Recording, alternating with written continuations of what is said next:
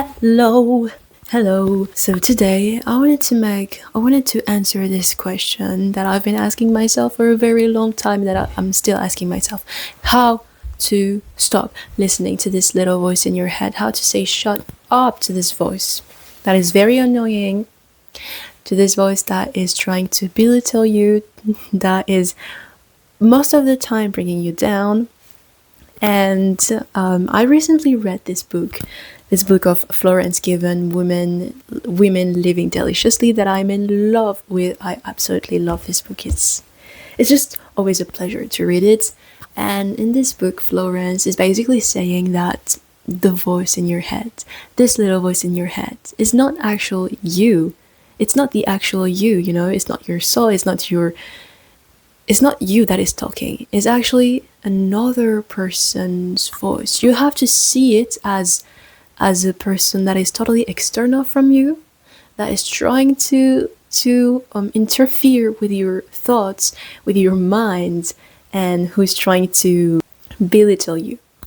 And I found it just so interesting, and I thought, you know what, I'm going to create a character, a whole character around this little voice that I have in my head. I'm going to make this character, this little voice in my head, I'm just going to make this character very different from what I am, from the actual me, very different from what I consider myself being. And I would invite you to do the same. So first of all, this little voice in my head is going to be a man, okay?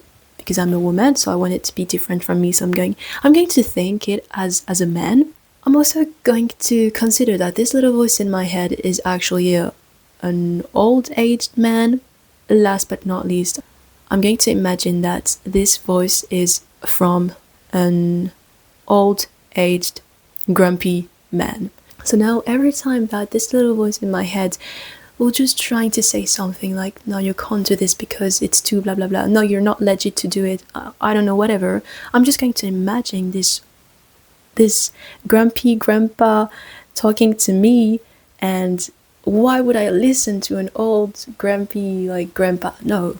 I just hope that, you know, creating a character around this little voice in your head will help you stop listening to this voice. I mean, you cannot get rid of it because it's always here, but at least try to reduce the impact that this voice has on you and on your choices in life.